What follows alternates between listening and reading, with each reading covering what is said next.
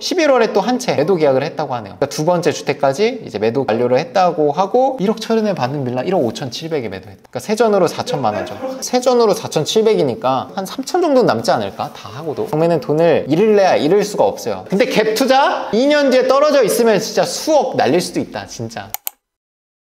안녕하세요. 오늘의 주제는 말이죠, 경매로 인생을 바꾼 수강생님들의 사례를 가지고 와봤습니다. 좋다. 한 채 받고는 인생이 변하지 않는다 라고 말씀하셨잖아요. 그 돈천만 원 벌어가지고 그렇죠. 인생이 바뀌지 않는다. 네. 그렇지만 우리 위치스쿨에는 한 채 받고 끝나지 않잖아요, 솔직히. 계속 봤죠. 생각나는 분들이 9기의 심두훈 멘토님이랑 12기의 이동욱님 저한테 연락도 많이 주시고 사례도 많이 만들어 주셔서 딱 생각이 났는데, 물건들을 간단하게 보면 동욱님께서 받은 물건이에요. 위반 건축물 받으셔서 대출도 잘 받으셨고 이걸 안고 팔아도 매도가 된다 라고 조사를 해서 대료를 잘 하셨죠. 그 다음에 또 낙찰을 또 받으셔가지고, 근데 또 그게 마침 전에는 위반 건축물이었고 이번에는 쓰레기집이었죠. 어찌나 그런 물건이 자꾸 다가오는지. 이 정도는 처음이었고, 제가 근데 동욱님한테는 말씀드린 게, 처음 이런 일들을 겪잖아요. 나중에 대성합니다. 웬만한 역경과 고난은 처음에 이렇게 좀 어려움과 고생을 하시면 나중에 고생할 일이 없어요. 웬만한 건 고생으로 느껴지지도 않습니다. 강하게 크고 계시고 이거를 나중에 겪는 것보다 처음에 겪는 게 나아요. 좀 아프더라도. 동욱님께서 네. 한 3채 정도. 맞아요. 예. 저번에 이제 2채 받으셨고 이번에 또 한 채 받으셨죠. 이분은 계속 하실 거예요, 아마. 오늘 소개시켜드릴 물건은 미추홀구예요. 여기는 애초에 매도를 생각하지 않고 임차를 한번 돌릴 생각으로 입찰을 하신 거예요. 그래서 낙찰을 1억 7,900에 감정이 된 거를 1억 1,700에 받았어요. 감정가 대비 65%. 대출은 뭐 거의 90% 나온다고 봐야 되죠. 이렇게 받으면. 대출 90% 받으려면 거의 70% 전후로 받아야 되는데 그거보다도 낮게 받았으니까 90%는 웬만하면 나올 겁니다. 숭이동은 이제 문제가 아시는 것처럼 이제 미추홀구 주안동부터 해서 숭이동까지 영향을 줘서 전세 사기나 뭐 매매가 거래가 좀 잘 안 됩니다. 위치적으로는 뭐 나쁘지는 않거든요. 역까지 도보로 한 10분 정도 걸어가면 이제 숭이역이 있고, 위쪽으로는 또 1호선 버스 타고 한 10분만 가면 도원역이 있습니다. 방세개 화장실 2개예요. 숭이동이란 동네 자체가 사실 되게 저렴한 동네기는 해요. 근데 저렴한 것보다도 훨씬 더 싸게 샀죠. 왜냐면 이분이 보수적으로 가격 조사를 했을 때 최소한 1억 4천 정도는 받겠다. 잘 팔면 1억 6천. 제 생각은 그렇거든요. 경매로 낙찰받고 명도하고 집을 깨끗하게 만든 공실 상태로 만들면 최저가로 안 내놔도 매도가 되는 느낌이에요. 전세 껴있는 게 아니잖아요. 세입자가 껴있으면 이걸 좀 싸게 내놔야 팔리는데, 대부분의 매물들이 세입자 껴있는 게 진짜 많아요. 전세입자 특히. 내보내야 되는데 내보낼 보증금이 없고 다음 세입자가 들어오더라도 이분의 높은 보증금을 내가 감당이 불가능하거든요. 그럼 집을 파는 수밖에 없어요. 그런 매물들이 지금 매매로 많이 나와 있습니다.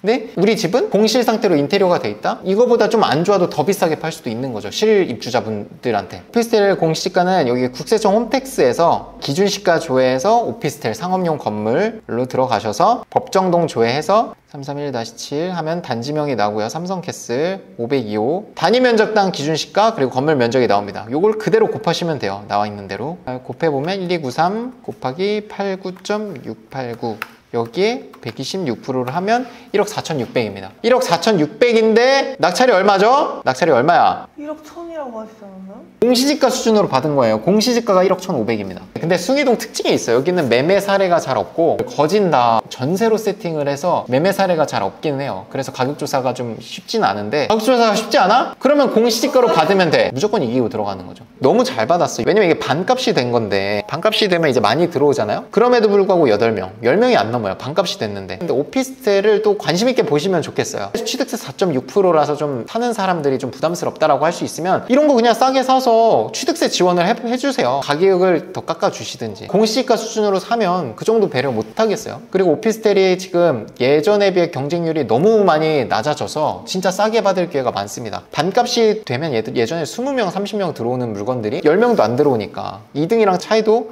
200만 원도 안 되네요. 2등이 1억 1,500, 우리 동욱님께서 1억 1,700. 가격도 잘 쓰셨어.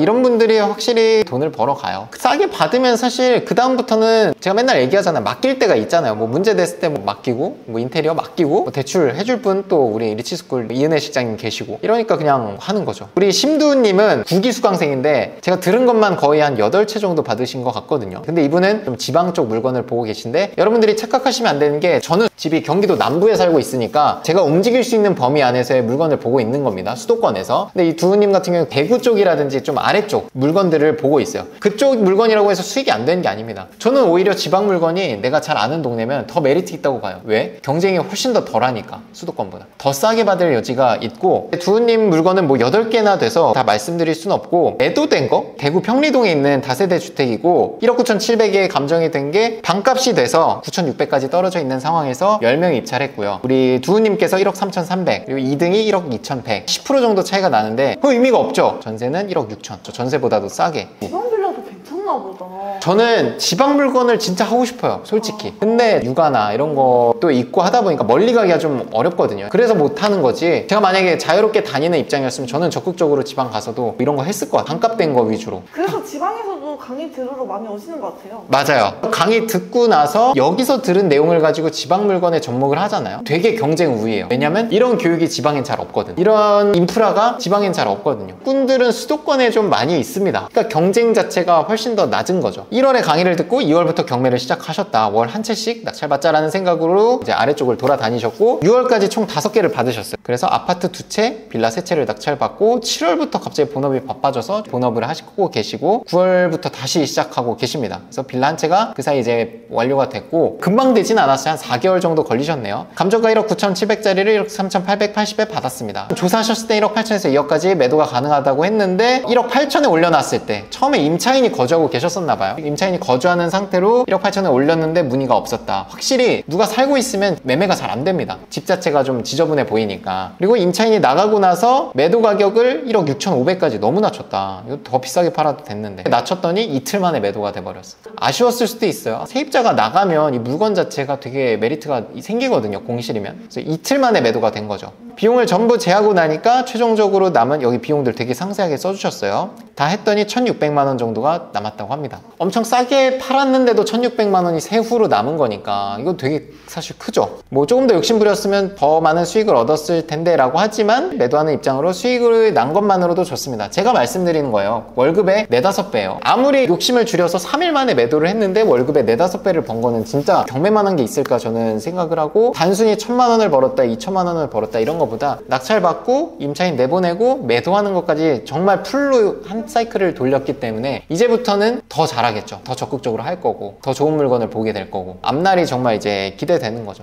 10월달이었나? 인천에서 봤잖아요. 맞아요. 그것도 낙찰 받았죠. 인천 오는 게 아마 한 4시간 걸리는 걸로 알고 있는데 아마 전날에 오셨을 거예요. 그래도 받아 가셨으니까. 인천 것도 보고 있다는 게 진짜 대단한 것 같아요. 4시간을 와야 되는데. 경매라는 게 여러분들이 뭐 한 채 받아가지고 경제적 자유이익이 안 되니까 부모님 같은 경우 이미 지금 경매에 재미를 붙이셨어요. 그리고 가속도가 붙어 계시고 본인이 이제 완전히 이게 업으로 하고 싶으신 거니까 그렇게 할 수 있는 거고, 월급의 4-5배를 버는데 회사 다니는데 들어간 시간보다 훨씬 덜 썼을 거 아니에요. 그리고 여기 추가적으로 11월에 또 한 채 매도 계약을 했다고 하네요. 그러니까 두 번째 주택까지 이제 매도 계약서를 쓰는 걸 완료를 했다고 하고 1억 철은에 받는 빌라 1억 5,700에 매도했대요. 그러니까 세전으로 4천만 원죠. 세전으로 4,700이니까 한 3천 정도 남지 않을까? 다 하고도. 그대로만 꾸준히 하면은 계속 돈을 버는 겁니다. 경매는 돈을 잃을래야 잃을 수가 없어요. 내가 권리분석 시세조사만 제대로 해서 입찰표 제대로 쓰고 하면 마이너스 날 일이 없습니다. 근데 갭 투자 2년 뒤에 떨어져 있으면 진짜 수억 날릴 수도 있다. 진짜 너무 제가 뿌듯하죠. 고생 많으셨습니다.